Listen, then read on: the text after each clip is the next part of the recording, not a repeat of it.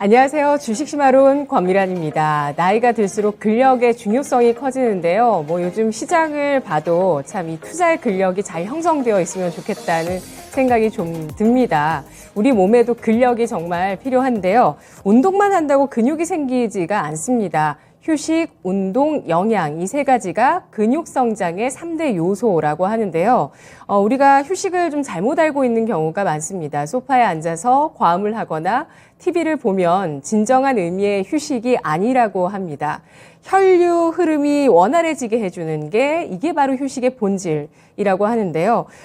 혈액순환을 원활하게 해주면 골격근에 산소와 영양소를 빠르게 공급할 수 있어서 근육이 빠르게 회복되고 잘 형성된다고 합니다.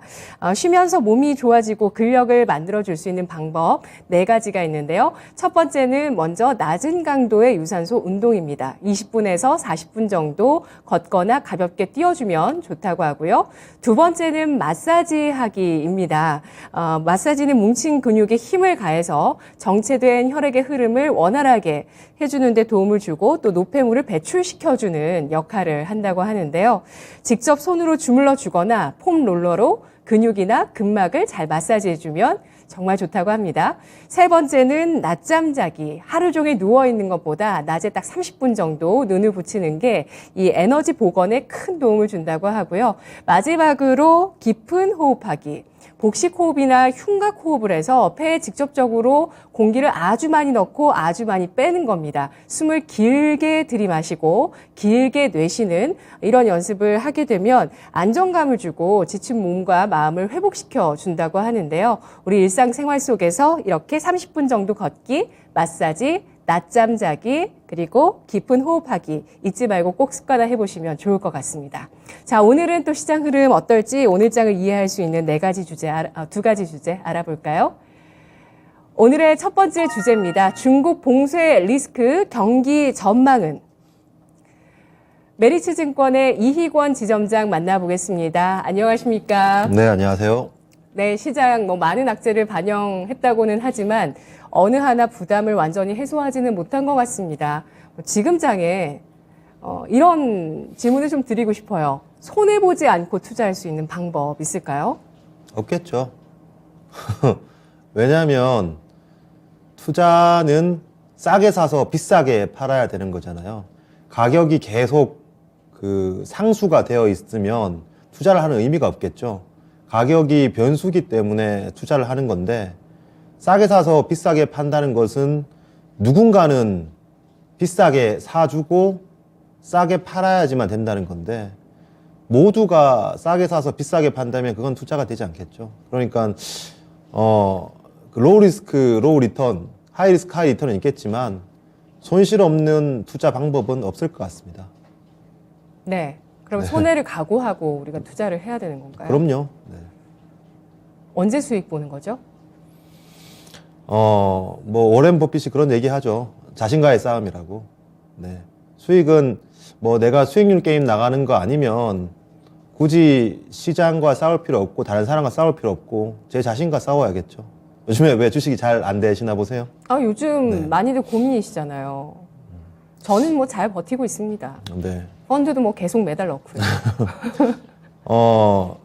결국 벌어줄 때가 올 것 같아요. 예. 그 벌어줄 때까지 얼마나 내 자금을 많이 안전하게 가지고 있느냐. 그리고 그 시장이 왔을 때 내 지식적인 자산을 얼마나 많이 축적을 해 놓느냐 싸움 아닐까요? 이렇게 빙하기 또는 돈을 회수하는 가을 겨울 시기에 봄 여름처럼 맞지 않는 옷을 입고 수익을 내려고 하면 무리가 있기 때문에 급하지 않게 생각하는 것도 좋은 투자 마인드 중에 하나일 것 같습니다. 네, 정말 급한 돈은 시장에서 아주 정확하게 그 돈을 알아보더라고요. 저도 개인적으로 손해는 당연히 투자 경험 가운데서 필수적인 경험이 아닐까라는 생각이 드는데 그래도 이 손해를 결국에 수익으로 전환시키는 그 과정을 직접 경험해 보는 게 이게 정말 중요한 경험이 아닐까 꼭 여러분도 하실 수 있다고 말씀드리고 싶습니다. 자, 그러면 오늘 중국 봉쇄 이야기를 해보도록 할 텐데요. 정부 차원에서도 어제 산업통상자원부가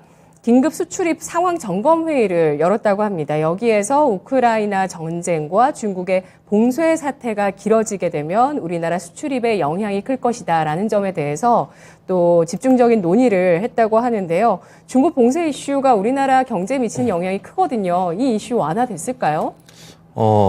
완화가 일부 되었죠. 며칠 전이었는데요. 상하이 봉쇄 해제와 통행증이라는 지금 걸로 통행증을 제가 여기 사진을 올려드리겠는데요. 저희 하우스의 이 공식 중국 담당 애널리스트에 의한 자료입니다. 상하이 봉쇄 해제 통행증인데요. 5월 1일부터 상하이가 1,500만 명이 봉쇄 해제되었다고 공식 발표했는데요.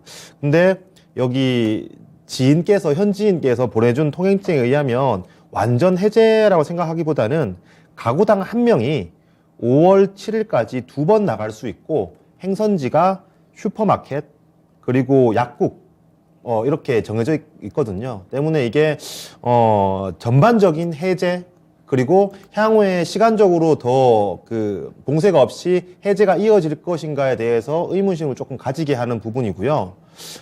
이번에 봉쇄 완화가 이번에 시행됐지만 사실 신규 확진자는 4월 13일에 피크아웃을 쳤거든요. 네. 4월 13일에 피크아웃을 치고 네. 지속적으로 하락했음에도 이 피크아웃과 굉장히 시차를 두고 점점 풀어나간다라는 것 그리고 시진핑 주석이 연설에서 본인 스스로 우선순위를 밝혔는데 가장 첫 번째가 생명이 가장 중요하다. 그리고 두 번째가 경제 회복이고 세 번째가 세계 평화다. 이런 정치적인 우선순위를 언급했는데 네. 시진핑 주석 입장에서는 이런 경제를 위해서 경기를 위해서 위드 코로나를 간다, 팬데믹 선언을 한다라는 것 자체가 생명을 굉장히 등한시한다라고 판단을 하고 있어요. 잘못된 정책이라고 판단하고 있기 때문에 이러한 공식적인 발표는 향후에 봉쇄 이슈가 좀 생각보다 무거울 가능성이 높다라는 부분이고요. 이게 완전 해제까지 이어지기 위해서는 결국 누적 사망률 그리고 누적 사망률에 연관이 되는 이 접종률 그리고 이 치료제 보급이 우선시 돼야 되는데 지금 3차 접종률 60대 같은 경우에는 56%, 20대 같은 경우에는 20% 수준까지 낮아졌어요. 아마 2차 접종률이 80%대인 걸 감안한다면 3차 접종에 대해서 굉장히 이게 필요 없다, 생각보다 효과가 없다라는 그런 시각이 많아지고 이러한 부분이 접종률로 나타난 상황이기 때문에 완전 해제 그리고 이게 다시는 이제 봉쇄로 돌아가지 않는 그런 우려감을 해소하기에는 확인할 것 그리고 시간이 많이 소요될 것으로 판단됩니다. 네. 확실히 리오프닝이 되고 봉쇄가 해제되면 경제가 더 활성화되는 건 정말 많은 지표들을 통해서 확인을 했는데요. 하지만 중국의 시진핑 국가주석은 생명을 가장 중시하기 때문에 이 같은 봉쇄 정책을 고수하고 있다는 그런 연설을 하기도 했습니다. 3차 접종률 아까 말씀해 주셨는데 국내 같은 경우도 마찬가지인 것 같아요. 저도 2차까지 접종을 하고 3차를 아직 안 한 상황인데 이제 한 석 달 정도 후에 할까 생각을 했지만 주변에 3차 접종을 안 하신다는 그렇죠. 분들이 굉장히 많으신 것 같아요. 그렇죠. 네. 중국의 봉쇄 해제 시점에 대해서 예상 가능하신지 궁금하고요. 네. 그렇게 됐을 때 경기에 미치는 영향은 어떨까요? 그게 중요하겠죠. 언제 해지가 되느냐를 예. 판단하기보다는 해제가 되었을 때 네. 이게 경기에 어떤 영향을 미치고 해지되기 전까지 경기에 어떤 영향을 미치는지 중요하겠죠. 먼저 저희 연구원을 통해서 현지인들의 반응, 현지인들의 입장은 생각보다 봉쇄가 길어질 수 있다. 추석 전에 해지가 된다면 다행이다라는 현지 분위기가 있습니다. 그걸 떠나서 일단 전제적인 필수 요건 먼저 봉쇄랑 위드 코로나는 다르겠죠. 봉쇄는 통행이 가능하다라는 것이고 위드 코로나는 지금 우리가 가는 길처럼 완전 이제 팬데믹으로 간다는 건데 일단 엔데믹? 네, 네, 엔데믹으로 엔데믹으로. 간다는 네. 건데 이런 엔데믹 위드 코로나로 가기 위해서는 누적 사망률이 0.1% 수준까지 하락이 필요한 상황입니다. 하지만 상해 같은 경우에 누적 사망률이 0.5%이기 때문에 아직까지 시간이 필요한 상황이고요. 결국 이러한 상황이 이어진다면 실질적인 경기 그리고 어떠한 실물 경기에 영향을 줄 것인가 분석이 좀 필요할 걸로 보여져요. 저희 하우스 연구원에 따르면 소비와 물류는 충격이 불가피하다. 그리고 부동산은 이미 안 좋은데 살려줄 이 다른 그 정부 지원이 필요하다. 그리고 생산 충격은 생각보다 미미하다.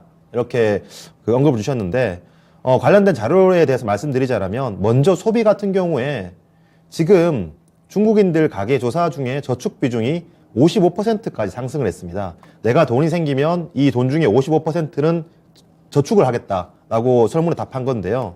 이는 13년 이후 최고치거든요. 그러니까 이 의미는 지금 봉쇄에 대한 분위기가 이어지고 있지만 설령 봉쇄가 해지된다고 하더라도 내가 소비를 할 의향보다는 저축을 더 가져가겠다라고 응답한 비율이 점점 많아지고 있다는 겁니다. 이는 미래 불확실성 때문인가요? 그렇죠. 네. 그렇기 때문에 향후에 봉쇄가 완화된다고 하더라도 우리나라의 화장품 같은 소비재로 이어질지에 대해서는 좀 의문점이 많은 상황이고요. 가장 필요한 것들, 뭐 식료품이라든가 뭐 주택 이런 가장 필요한 것들 외에는 이 소비의 여력이 과거에 대비해서 점점 위축되는 그런 상황인 거고요. 제가 일전에 그 리오프닝 관련해 설명을 드리면서 화장품 업종, 특히 이 왕홍의 영향력이 이 사회적인 영향이 커지고 있다라고 언급드렸는데 다시 한 번 더 간략하게 말씀드리자면 중국의 큰 인플루언서, 뭐 큰 유튜버들, 우리나라의 몇십 배나 해당하는 그런 유튜버들에게 중국이 세무조사를 시행했거든요. 2명한테. 이건 중국이 이 큰 왕홍들에게 본격적으로 세금을 걷겠다라고 칼을 빼든 겁니다. 기존에 세금을 내지 않던 비용에 차감되지 않던 그런 그 왕홍 입장에서 그들의 수익이 줄어들 수밖에 없는 상황이거든요. 때문에 그들은 이 브랜드사들에게 따로 그 돈을 요구하고 있습니다. 다른 이제 돈을 요구하고 있는 상황이고 보따리 상들도 그걸 전가받기를 원하고 있어요. 그걸 해주느냐 마느냐에 따라서 네. 매출액은 커질 수 있지만 영업이익이 깎이는 그런 그 지금 딜레마에 빠져 있거든요. 모든 분야가 마찬가지인 것 같아요. 그렇죠. 그러니까 힘을 가지고 있는 쪽이 세금을 떨구려고 해요. 맞습니다. 힘을 덜 네. 가진 쪽으로.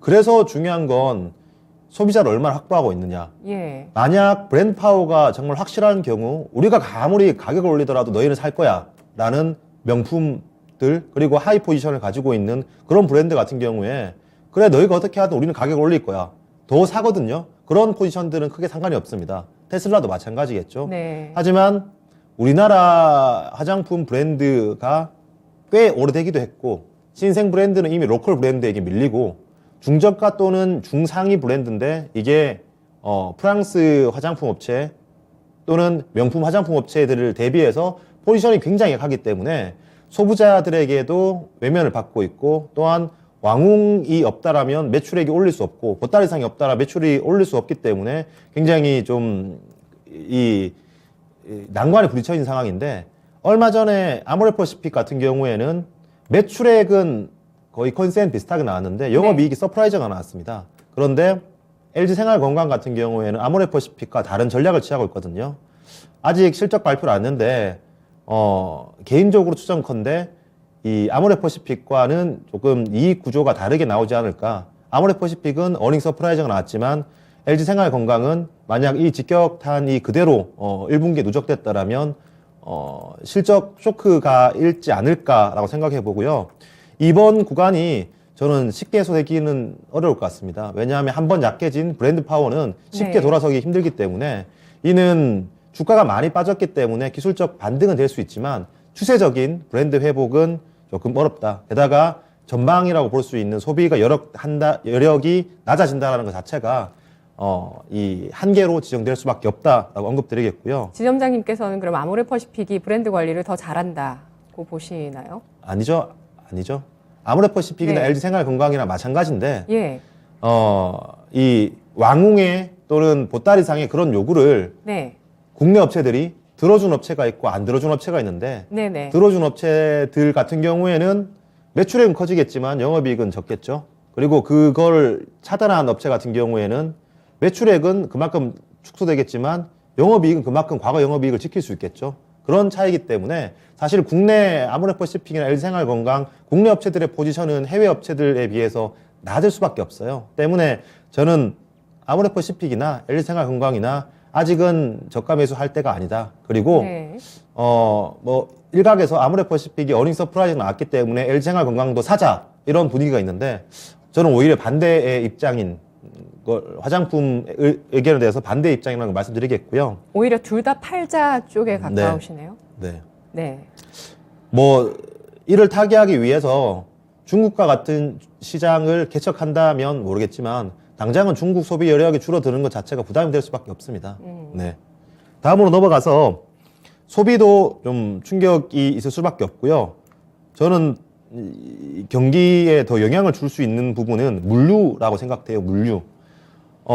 이 중국에는 지역별로 코로나가 터졌을 때 간부들이 굉장히 중징계를 받습니다. 그 지역의 간부들이. 그렇기 때문에 그 지역에서 코로나가 발생하지 않도록 간부들이 굉장히 강한 지역별로 강한 코로나 통제책을 쓰고 있거든요. 쉽게 이야기하자면 우리는 서울 이 코로나에 대한 이 지침이 다르고 경기 다르고 뭐 인천 다르고 다른 뭐 세종 다르고 이렇게 생각하시면 되거든요.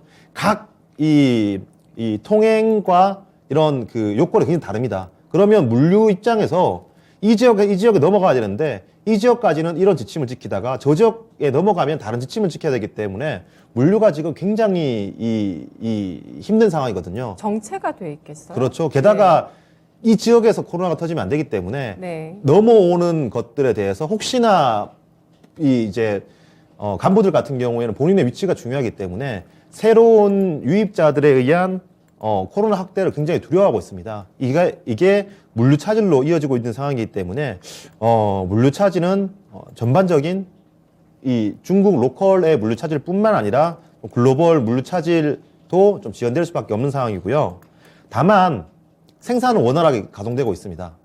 지금 반도체 같은 경우에 반도체 팹이 가동되지 않을 것이라에 대한 우려감이 많죠. 그런데 굉장히 재밌는 부분은 셧다운이 되면 모든 사람들은 그 시간 그 자리에서 갇혀 있어야 됩니다. 마트에 있었던 분들은 마트에 갇혀 있어야 되고요. 집에 계셨던 분들은 집에 갇혀 있어야 되고 네. 팹에 계셨던 분들은 팹에 계속 계셔야 돼요. 이게 정말 인권적 차원에서 네. 사실 굉장히 좀 뭐랄까 기분 나쁠 수도 있는 예, 해외에서 미국이나 유럽에서는 시위 일어나거든요. 그렇죠. 그렇게 네, 되면 네, 네. 근데 뭐 아이와 엄마도 다 떨어뜨려 놓고 그렇죠. 걸린 네. 사람 안 걸린 사람을 가족끼리도 다 찢어 놓고 했더라고요. 뭐 화재가 나도 소방차가 잘 출동을 못하는 그런 사진이 진실인지 아닌지는 모르겠지만 아무튼 팹에 갇힌 분들은 팹에서 계속 가동을 해야 되는 상황이거든요. 그러니까 생산은 차질 없습니다. 다만 이 물류 차질이 있다고 말씀드렸죠. 네. 지금 생산을 위해서 쌓아놓았던 재고가 소재가 부품이 다 쓰여진다면 들어오기 힘들기 때문에 생산 차질이 발생하겠죠. 지금은 생산 차질이 없는데 계속해서 이 락다운이나 봉쇄가 진행되고 이런 물류가 까다로워질 경우에 재고를 다 소비했을 경우에 반도체 팹의 생산 또한 차질이 발생할 수밖에 없다. 그리고 부동산 경기 같은 경우에도 3월까지 거래액이 마이너스 26%였거든요. 그리고 2월에 가계 중장기 신규 대출이 07년 이후로 처음으로 마이너스였습니다. 이는 유동성이 굉장히 불리한 환경에 처해졌거든요. 뭐 국내 글로벌 마찬가지 상황이죠. 때문에 이미 그 유동성을 통해서 집을 구매하는 수요도 굉장히 줄어들었고요. 개인이 가게가 이 집을 안 산다는 것 플러스 기업 입장에서도 유동성을 쓰기가 굉장히 어려워졌습니다. 최근에 있었던 판다인가요? 그 부동산 헝다 사태 네, 이후에 네. 건설사들이 유동성을 조달하기가 더 어려워졌거든요. 중국에서요. 네. 건설사들은 건물을 짓기 위해서 먼저 부동산을 매입을 해야 됩니다. 근데 부동산 매입할 때 다 캐시로 사용하는 건설사들은 없다고 볼 수 있죠. 근데 이 유동성 환경이 굉장히 제한되었기 때문에 부지를 확보하기 어려워졌고 이를 통해 수익화하기 어려워졌고 돌아오는 채권을 상황하기 힘들어졌기 때문에 전반적으로 지금 이런 경기에 불리한 상황이 지속되고 있다. 그래서 타결책은 하나겠죠. 정책. 정책적으로 만약 이를 살려주지 않는다면 지금 중국이 많이 빠졌다고 해서 중국 관련된 소비재들 또는 중국의 직접 투자는 아직은 보류하자라는 의견이고요. 네. 결국 정책이 통화 정책이나 재정 정책이 필요한데 재정 정책 같은 경우에는 중국에는 직접적인 재정을 안 해주죠. 우리나라나 미국 같은 경우에는 뭐 직접적으로 돈을 주기도 하고 미국 같은 경우에는 4인 가정 기준으로 뭐 거의 몇 천만 원 넘는 돈을 직접적으로 주고 있는데 중국 같은 경우에 그렇게 직접적으로 주기보다는 병원을 늘리고 인프라나 투자를 통해서 간접적으로 지금 재정을 쓰고 있기 때문에 이런 간접적인 재정은 한계가 있고요. 그럼 유동성을 풀어줘야 되는데 유동성을 풀기 위해서는 지준율을 금리 인하가 필요하겠죠. 그런데 지금 최근 눈치 보잖아요. 네. 예. 근데 지금 미국 때문에 그런 거잖아요. 미국이 금리 보다 인상. 맞습니다. 미국이 올라간 상황인데 중국이 낮추기에는 쉽지 않은 상황이죠. 그렇기 때문에 금리를 건드리기에는 굉장히 여력이 좋지 않은 상황이고 건드린다고 하더라도 폭 자체가 크지 않거든요. 폭 자체가 크지 않다는 것은 쓸 수 있는 카드가 제한적이라는 거예요. 아껴놔야 된다는 얘기이기 때문에 금리를 통해서 이 통화 정책을 완화하기 쉽지 않은 상황입니다. 결국 환율로 위안화 약세를 용인해 주는 걸로 어느 정도 이제 수출 경기를 막고 있는 그런 상황인데 이 같은 상황은 앞으로 이게 개선되는 것이 눈에 보이기 이전, 그러니까 지금 부동산부터 숨통을 틔워주는 부동산 규제 완화 정책이 이런 큰 카드가 나오지 않는 이상은 네. 단기적인 이 중국 소비재 접근 또는 중국 직접 투자는 조금 더 시간을 두고 생각하셔야 되지 않나 판단해 봅니다. 네, 오늘 중국 증시는 이번 주 휴장인데요. 중국 상해 종합지수가 지난 4월 말 기준으로 2863선까지 떨어졌을 때 해외에서도 3000포인트 아래에서 매수의 기회인가 여러 얘기들이 나왔었고요. 3거래일 연속 강한 양봉을 중국장이 보여줬습니다. 그러면서 3050선 부근까지 올라서고 이번 주 휴장을 한 상황인데요. 하지만 이희권 지점장은 현재 중국 경제에 대해서 아직 막혀있는 부분들, 정말 뚫어야 될 혈들이 많은데 그 가운데서 가장 중요한 1순위는 부동산이라고 판단을 하고 있고요. 그리고 현재 중국인들이 좀 미래에 대해서 불안감을 많이 느낍니다. 봉쇄가 또 언제 재개될지 언제 해제될지 모르는 상황에서 저축 비중이 55%까지 올라갔기 때문에 중국장뿐만 아니라 중국 소비 심리와 관련되어 있는 국내 주식까지도 아직은 투자 심리가 회복되기 어렵다는 관점에서 얘기를 하고 있고요. 또 어제 우리 다른 전문가, 이효열 전문가는 어제 마스크 해제됐잖아요. 실내에서. 그래서 리오프닝주를 봤는데 시간의 문제일 뿐이지 하반기 내에는 그래도 중국에서 봉쇄가 해제될 수 있기 때문에 아직 그런 화장품주나 리오프닝주들이 한 차례 어떤 모멘텀은 남아있다. 그래서 바닥 잡기를 해보자. 이런 전략을 주셨거든요. 다른 의견을 또 전해주시네요. 저는 정반대 생각이에요. 예. 뭐 지금 여행주들 그걸 반영해서 올라왔는데 실제로 풀린다? 이미 풀렸잖아요. 우리나라 같은 경우에는. 근데 과거에 대비해서 눈높이가 굉장히 많이 올라왔는데 실적은 맞추지 못하고 있어요. 근데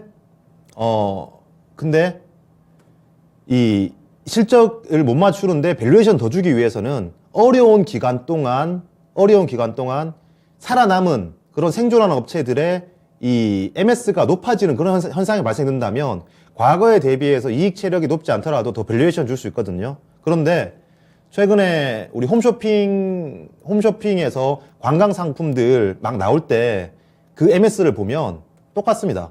과거에 대비해서 상위 사업자들이 그 파산한 이 여행사들의 MS를 가져온 게 아니거든요. 살아남은 기업들이 죽은 기업들의 MS를 가져온 상황이 아니기 때문에 만약 중국이 봉쇄를 완벽하게 푼다라고 했을 땐 저는 그땐 세론을 해야 되지 않을까. 국내도 마찬가지고 국내도 이미 다 해지를 했을 때 리오프닝 종목들이 탄력이 둔화되어 상황이거든요. 때문에 뭐 국내에서 봤고 지금까지 계속 봐왔고 중국도 마찬가지가 아닐까. 그래서 지금 미리 사고 그때쯤에 네. 팔자는 그거 거죠. 단기적인 거는 괜찮죠. 네. 예, 그 시간의 문제일 뿐이라는 그 반드시 나올 이슈는 중국의 봉쇄 해제다라는 관점에서 바닥 잡기를 잘해보자라는 측면에 있어서는 일부 또 동의를 그런 부분이 해주시고요. 있죠. 바닥 잡기가 정말 어려운 게 네, 언제까지 흘러내릴지 모르거든요. 그러니까 결국에는 봉쇄를 해제하겠죠. 결국에 봉쇄를 해제할 건데 주가가 계속 신저가를 깨고 내려가는데 내가 사고 나서 10% 더 빠졌다가 봉쇄 해제했는데 10% 올라왔어요. 또는 8% 올라왔어요. 여전히 나는 마이너스 2%거든요. 그렇게 팔지 못하는 애매한 구간이 발생될 수 있기 때문에 뭐 성향적인 차이겠지만 저는 안 할 것 같습니다. 네, 알겠습니다. 아, 지난주 또 이 시간 4월 말에 이희권 지점장님이 반도체주에 대해서 또 굉장히 좋은 의견을 주셨거든요. 이후에 연달아 관련한 내용 기사가 많이 나온 걸 제가 봤어요. 굉장히 좋은 의견을 반도체주에 주셨는데 이런 화장품주와 중국 주식에 대해서는 비관적인 전망을 제시하고 있습니다. 우리 채팅창에서도 중국 봉쇄, 전쟁, 금리 인상, 게으른 투자자님께서 이렇게 정말 가슴이 좀 꽉 막히는 아직 시장을 내리누르고 있는 이런 요인들에 대해서 얘기를 해주셨고요. 그리고 이런 질문을 한 가지 주셨는데 시간이 없지만 잠깐만 볼게요. 반려주식으로 노후부자 대기님께서 5월 FOMC 회의 끝나면 마법의 단어 선반영과 불확실성 해소로 인해서 지수가 코스피가 5% 이상은 좀 상승해 줄 수 있을까요? 라고 질문 주셨는데요. 5%는 모르겠고요. 상승을 할 거라고 보고 있습니다. 왜냐하면 제가 계속 그 역금융 장세 말씀드리면서 부정적인 시황 환경, 매크로 환경, 다음 유동성 장세까지 기다리자 이렇게 느긋한 자세를 말씀드렸는데요. 그런데 지금 구간에서는 업사이드 리스크가 조금씩 생기기 시작했어요. 전일 금요일에 나스닥이 마이너스 4% 정도에 끝났는데 우리 시장 같은 경우는 2600포인트를 지켰거든요. 이는 충분히 이 금리 인상 빅스텝에 대해서 시장이 계속 소화하에 내가고 있다는 거고, 이 금리를 올리는 이유가 인플레이션을 잡기 위해서인 건데, 인플레이션을 잡으면 금리를 올릴 필요 없겠죠? 지금까지는 인플레이션을 잡을 그 시기가 요원했는데, 이제는 그 인플레이션을 잡을 수 있는 시기가 어렴풋이 보이기 시작한 단계거든요. 때문에 지금은 주식을 꽤 비웠을 때 업사이드 리스크가 존재하는 시장을 생각해요. 앞선 시장에서는 다운사이드 리스크가 큰 시장이었는데 업사이드 리스크가 컸을 때는 주체들이 함부로 주식을 비우지 못하고 며칠 전처럼 삼성전자를 크게 담기도 하기 때문에 저는 5% 그거는 수치는 모르겠고요. FOMC 이전에 업사이드 리스크는 충분히 크고 저는 그 FOMC 전후로 상방으로 한번 기회를 줄 것 같습니다. 네, 업사이드 리스크란 올라가기 때문에 지수가 올라가기 때문에 내가 주식이 없었을 때 기회비용이 생기는 것, 그래서 주식을 담아놓는 것에 대한 이야기였습니다. 첫 번째 주제 알아봤고요. 두 번째 주제 보겠습니다. 기업 분석 CTC 바이오. 이렇게 기업 분석에 대해서 한 종목씩 주고 계시는데요. 또 바이오주에 대한 얘기 해보겠습니다. 저도 꼭 주제로 다루지 않더라도 전문가분들 오시면은 바이오주는 또 어떻게 될까요? 이렇게 질문 드리는 게 지난주 삼성전자 말씀해 주셨지만 일부 바이오 주식들도 참 잘 올라갔던 종목들이 있었거든요. CTC 바이오를 살펴볼게요. 사업 분야는 어떤 쪽인가요? 제가 오늘 10시 네. 여의도에서 담당자랑 미팅을 한 아주 따끈따끈한 그런 종목과 정보라고 아시면 될 거예요. 예. 10시부터 12시까지 미팅을 했었거든요. 일단 사업 분야는 동물 분야, 그리고 인체의약품, 그리고 자체 파이프라인, 그리고 진단키트, CMO, 뭐 이렇게 크게 굵직하게 볼 수 있는데 간단하게 말씀드리면 동물 분야에서는 사료 첨가제, 지금 동물 사료가 굉장히 지금 뭐 각광을 받고 있죠. 그리고 그 동물 사료 가격이 올라가고 있는데 그 동물 사료에 필수적으로 들어가야 될 첨가제의 글로벌 1, 2위를 하고 있고요. 네. 박테리오 파지, 예. 그리고 인체의약품 같은 경우에는 원료 의약품인 API를 유통, 그리고 유산균, 건기식, 의약품 자체 유통을 하고 있고요. 그리고 자체 파이프라인이 지금 굉장히 성과가 임박한 파이프라인이 하나가 있는 상황이고, 마지막으로 진단키트, 뭐 대표적으로 SD 바이오 센서와 같은 그런 업체들이 진단 키트를 생산하기 위한 캐파가 부족한 상황이에요. 하지만 동사 같은 경우에는 공장을 5개나 가지고 있기 때문에 그 여유가 되는 캐파를 SD 바이오 센서나 다른 진단 센서 업체들에게 수주를 받아서 생산해주는 부업을 하고 있는데, 이 부업에서 굉장히 짭짤한 영업이익을 내고 있는 상황입니다. 네. 여기서 모르는 단어가 있어서요. 박테리오파지를 제가 검색을 해보니까 농약에도 들어가고 뭐 어떤 치료제 같은 데도 좀 들어가는 건데 보유 특화 기술이라고 하네요. 인트론 바이오를 기억하시는 분이 많으실 거예요. 항생제가 계속 문제가 되고 있죠. 항생제가 문제가 되는 이유는 이 항생제를 꾸준히 투약했을 때, 항생제는 꾸준히 먹었을 때 내성이 생겨서 그 항생제가 듣지 않는 그런 문제점인데, 이를 해결하기 위해서 박테리오 파지가 대두되고 있는 상황이었습니다. 이게 인트론 바이오 같은 경우에는 사람한테 쓰이는 그 파이프라인이고, 이 인트론 바이오에게 기술을 사서 동물에게 만든 게 시티스 바이오거든요. 쉽게 얘기해서 과거에는 사료에 항생제를 일부씩 넣어서 이 동물들이 사료를 먹으면 조금씩 항생제를 먹을 수 있게 그렇게 사료에 첨가를 했는데, 우리나라, 중국, 그리고 글로벌 시장에서 점차적으로 이 사료에 항생제를 넣지 마라, 항생제는 그 주사로 투약을 해라 라고 법이 바뀌었습니다. 왜냐하면 동물들이 꾸준히 먹는다면 이게 동물의 체내에 남아있고 이 동물을 먹는 사람의 체내에 들어올 수 있기 때문에 전 세계적으로 관련 법규가 바뀌었는데, 이 주사제를 놓기 위해서는 수의사가 필요한 상황이거든요. 때문에 축산업계에서 항생제가 들어간 사료도 못 주고, 그리고 매번 수의사를 불러서 항생제를 놓기도 힘들고, 그래서 대두되고 있는 게 박테리오 파지입니다. 이건 항생제가 아닌데 이 박테리오 파지가 약간 문어처럼 생겨서 돌아다니면서 이 병원균을 잡는 그런 역할을 하는데, 이 박테리오 파지는 항생제에 속하지 않기 때문에 이를 첨가해서 항생제를 대체하는 그런 역할에 사용이 된다고 보시면 됩니다. 네, 항생제 내성을 극복하는 방안이기도 하고, 그렇죠. 네. 항생제를 대체할 수 있는 역할까지 할 수 있는 법이 바뀌면서 또 수요가 늘어나고 있는 쪽이라고 합니다. CTC 바이오 사업 구성 분야를 보면은 굉장히 잘 포트폴리오를 형성해놨다라는 생각이 드는데, 그렇게 판단하시고 이 종목을 또 관심 있게 보지 않으셨을까 네. 싶어요. 투자 포인트 볼까요? 오늘 미팅을 하고 저는 만약 회사가 너무 청사진만 제시하는 거 아닌가, 그리고 너무 세게 얘기하는 것 아닌가라고 의심 들었지만, 만약 그 회사가 원하는 대로만 진행이 됐다면 굉장히 큰 기회가 있는 구간이라고 생각하고 있고요. 제가 바라보는 투자 포인트는 4가지입니다. 4가지. 첫 번째, 이 업력이 30년 됐어요. 30년 됐다 보니까 과거 창업 멤버가 4분 정도 계시는데, 그 창업 멤버 4분에 의해서 다소 회사가 오래 정체되어 있었습니다.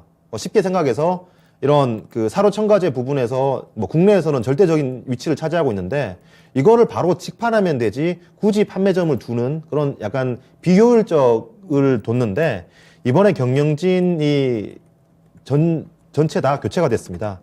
1대 주주 그리고 2대 주주 같은 경우에는 SD 바이오 센서의 조영식 회장, 이 100% 지분을 가지고 있는 ST 인베스트먼트, 네. 그리고 3대 주주 같은 경우에 동구바이오의 조용준 대표, 완전 그 경영진이 바뀌면서 기존 창업 멤버들이 교체되고 비용이 효율화되었거든요. 그러니까 이는 당장 1분기부터 매출액 대비 영업이익률 개선 효과로 나타날 가능성이 높은 상황이고요. 네. 두 번째 포인트는 사료 첨가제의 실정이 계속 쌓이면서 증가될 수 있는 상황입니다.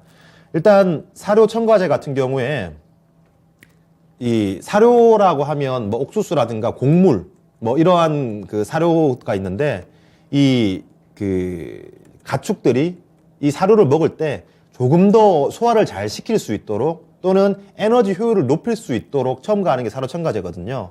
실제로 옥수수 안에는 에너지원이 있는데, 이 에너지원을 둘러싸고 있는 게, 제가 정확하게 명칭은 잘 기억이 안 납니다. 만민인가 난민이라는 게 둘러싸고 있는데, 에너지원을 둘러싸고 있기 때문에 동물들이 먹었을 때 이 에너지원을 잘 효율을 못 내는 상황인데, 동사의 CTC 자임 같은 경우에는 이 효소벽을 분해하기 때문에 에너지원을 동물들이 조금 더 잘 활용할 수 있게 해주는 상황이거든요. 때문에 곡물 가격이 올라가면 사료업체 입장에서 굉장히 부담스러울 수밖에 없습니다. 그럼 사료업체 입장에서는 곡물 가격이 올라갔을 때 이 곡물을 적게 쓰는 대신 에너지 효율을 올려주면 적은 곡물을 쓰고도 똑같은 에너지 효율을 낼 수 있기 때문에 사료 첨가제는 더 쓸 수밖에 없거든요. 지금 사료 첨가제의 P와 Q가 동시에 늘어나고 있는 상황입니다. 네. 그 고객사에 대해서도 언급을 주셨는데, K사, 전 세계에서 가장 큰 곡물 회사 K사가 지금 뭐 접촉을 하고 있다라고 말씀을 주셨어요. 그래서 이미 그 곡물 가격 그리고 사료의 가격은 올라가고 있고 새로운 고객사가 확보되고 있고 동사의 물량이 나가고 있는 상황이기 때문에 1분기부터 올해 놀라운 실적을 보여줄 가능성이 많고요. 동사가 30년 동안 가장 이익이 많이 나왔을 때 매출액 1,000억에 영업이익 100억 수준이었습니다. 네. 30년 동안 네. 1,000억에 100억이었는데 올해는 200억 이상의 영업이익을 기록할 수 있는 상황이고, 동사가 오랫동안 적자를 기록했는데 오랫동안 적자를 기록했음에도 불구하고 턴어라운드와 30년 사상 최대 이익을 한 번에 낼 수 있는 해이기 때문에 바이오 회사지만 실적적인 측면에서도 지켜볼 만한다라는 게 두 번째 포인트고요. 세 번째 포인트는 반려동물 ODF. ODF라는 건 구강 용해 필름입니다. 이건 네. 새로운 약을 만드는 게 아니라 기존의 약을 알약이나 물약을 필름 형태로 만드는 그런 그 사업인데, 애완견들이 알약을 먹기도 힘들고 물약을 먹기도 힘들죠. 하지만 이를 그 필름 형태로 만들면 혓바닥에 붙이기만 하면 뱉을 수 없기 때문에 이런 그 플랫폼을 계속 확대시키고 있고요. 네 번째는 가장 큰 저는 미래 성장 동력으로 보여지는데, 동사가 10년 전부터 파이프라인을 완성한 발기부전과 조루의 복합 치료제가 지금 3상 마무리 단계에 들어섰습니다. 발기부전 치료제 같은 경우에는 대표적으로 비아그라와 시알리스가 대표적인데, 조루 치료제 같은 경우에는 지금 전 세계에 2곳밖에 없어요. 그 중에 한 곳이 네. CTC 바이오입니다. 근데 조루 치료제 같은 경우는 나이와 크게 상관없이 드시는 분들은 드시는 치료제. 이게 마케팅 거죠? 효과로 쓰일 수 있는 게, 예.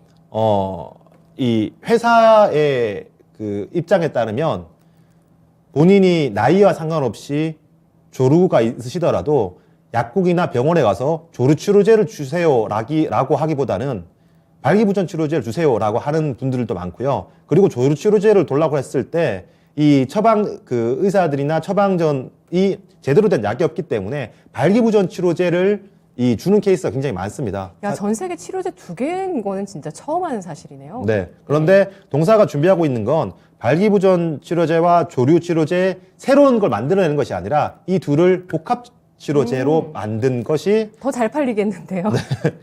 그러기 위해서는 예. 품목 허가를 받아야겠죠. 3상 마무리 단계에 들어섰고요. 이미 3상이 4월 28일 종료가 되었습니다. 그래서 이 정석적인 통계적인 데이터에 따르면 4주 안에 4주 정도의 시간이 걸리는데, 네. 사실 4주의 시간이 걸린다고 하지만 CM 업체가 이 하나만 분석하는 것이 아니고 여러 일이 있기 때문에 4주 이상 걸릴 것으로 보여지고 있고요. 이 리포트가 나온다면, 임상 결과를 확실히 통보받는다면 1차적으로 공시가 나올 거고요. 그리고 그 리포트를 바탕으로 식약처에 품목 허가를 신청할 계획이기 때문에 동사는 과거부터 굉장히 기대를 모았고, 해외 글로벌 제약사로부터 이런 라이센스인 제안을 받았던 치료제가 10년 이렇게 걸린 이유는 임상 대상자가 약 800명입니다. 800명. 그리고 네, 그건 좀 개인적인 거니까 제외를 하고. 네. 그럼 국내에서 일단 허가가 나올 가능성이 한 달 안에 나올 가능성이 높다. 아니죠. 4월 28일에 예. 종료했고. 제가 댓글 보고 있다가 예. 네, 4월 28일에 종료했고. 예. 그리고 이 임상은 종료했기 때문에 통계를 분석하는 리포트가 발간이 돼야 되는데, 그 리포트가 4주보다 더 걸리겠죠. 그 리포트가 나왔을 때 식약처에 품목 허가를 넣을 거고요. 식약처에서는 당연히 보완 자료를 요청을 하겠죠. 그 보완 자료를 통해서 이 상호 보완을 통해서 최종적으로 품목 허가가 날 텐데, 이르면 뭐 회사에서는 이르면 올해 말이라고 하는데 저는 그거 너무 빠른 수치인 것 같고요. 내년 초 정도의 품목 허가가 된다고 하더라도 저는 이른다 생각하고, 실적이 좋아지는 것 플러스 이게 잘 된다라면 밸류에이션을 상향시킬 수 있는 부분이기 때문에 정말 회사 말이 다 맞는지 하나하나 검증할 필요는 있을 종목이라 생각합니다. 해외 출시 가능성도 있을까요? 그럼요. 네. 네, 알겠습니다. 우리 채팅창에서 남자들을 위한 제약회사네요. 그리고 CTC 바이오 노벨 의학상 받을 듯이라고 의견 주셨어요. 예, 그리고 CTC 바이오 추억의 종목입니다라고 하셨는데요. 제가 지금 말씀해 주시는 동안 유튜브 채팅창도 보고 차트도 봤는데 차트도 굉장히 좋다는 생각이 들어요. 최근에 저점을 높여나가는 모습을 보여주고 있고 올해 2월에 저점을 8,000원 아래에서 확인을 했습니다. 그리고 지난해 12월 되기 전에 한 7,000원 정도에서 저점이었고 계속해서 저점을 높여나가면서 우상향의 움직임을 만들어 나가면서 만원대의 흐름, 현재 1,050원 기록하고 있는 상황인데요. 투자 포인트 딱 4가지 제시를 해주셨고 확인할 내용들은 있다라고 말씀해 주셨는데 만약에 이런 것들이 순차적으로 현실화됐다고 했을 때 목표가는 얼마까지 보실까요? 글쎄요. 실적이 얼마나 나타날지 모르겠는데 실적은 그동안 적자가 계속돼 왔어요. 본업에서는 이 사료첨가제가 계속 쌓여갈 수밖에 없어요. 왜냐하면 사료첨가제는 한번 복합비가 정해지면 그 복합비대로 이어지거든요. 그렇기 때문에 사료첨가제의 실적은 1분기, 2분기, 3분기, 4분기 조금씩이지만 계속 증가될 수밖에 없는 상황이에요. 여기에 진단키트의 CMO가 얼마나 이제 더 붙느냐, 이 부업이 얼마나 더 붙느냐가 영업이익의 관건이 될 텐데, 지금 진단키트를 만드는 업체들, SD 바이오센서들이나 그들이 캐파가 꽉 찼기 때문에 다른 캐파가 좀 남아있는 업체들한테 그 수주를 주고 생산을 받고 납품을 하는 그런 상황인데, 이런 SD 바이오센서와 같은 기업들이 한 달 단위, 2달 단위로 수주를 주는 게 아니라 2, 3주로 수주를 줘서 실적을 예측하기가 굉장히 힘든 상황입니다. 때문에 분기별로 이런 그 사료첨가제 외의 실적 추정은 조금 좀 힘든 상황인데, 그래도 턴어라운드, 여기에 만약 파이프라인에 순조로운 지연 없이 순조로운 이 품목 허가 신청 리포트 마무리가 이어진다라면 네. 이대로만 된다면 여기서 2배 이상은 가지 않을까 기대해보고 있습니다. 네, 게으른 투자자님께서는 우리나라에서 신약 아마 안 될 겁니다. 글로벌 제약사가 막을걸요? 라는 글을 주셨어요. 아마 바이오 투자를 계속 또 바이오주를 봐주시는 이익원 지점장님도 여기에 대해서도 고민을 해보셨던 대목일 것 같은데 이제 마무리할 시간입니다. 네. 회사에서도 예. 그런 고민을 많이 하죠. 실제로 그 10년 전에 주가가 많이 올랐을 때 그때도 마찬가지로 그 복합치료제에 대한 기대감이었거든요. 그 당시 때 실제로 라이센스인 제의가 왔었습니다. 근데 그때 라이센스 아웃을 했더라면 메디톡스의 이노톡신처럼 기술 사장이 되었을 가능성이 굉장히 높습니다. 그런데 지금은 만약 국내의 식약처 품목 허가만 받더라도 국내 발기부전과 조류치료제의 시장 크기가 2,500억이거든요. 그 2,500억의 10%만 먹는다고 하더라도 무시할 만한 숫자는 아니다라고 생각합니다. 네, 알겠습니다. 지난해까지 3년 연속의 적자를 기록했었던 CTC 바이오, 올해 실적 턴어라운드와 함께 투자 포인트 여러 가지가 있습니다. 이게 다 현실화되지 않더라도 1차적으로 사료 첨가제 쪽에 수주에 대한 입질이 들어오고 있어서 앞으로 얼마나 또 수주가 이어질지 또 실적이 급증할지 첫 번째 또 기분 좋게 체크해 볼 수 있는 포인트가 있는 그런 종목이고요. 좀 모멘텀이 주렁주렁 있다라는 생각이 드는 종목이었습니다. 오늘 분석 잘 들었습니다. 고맙습니다. 주식심화론 오늘 화요일 순서도 알차게 함께 해봤습니다. 지금까지 투자 판단에 도움드릴 수 있는 내용들 전해드렸고요. 다만 주가의 상승과 하락을 보장하지 않는다는 점을 유의하세요. 다시 양대 시장은 지수가 엇갈리는 흐름, 장 초반의 흐름처럼 상승과 하락으로 엇갈립니다. 저는 내일 뵙겠습니다. 고맙습니다.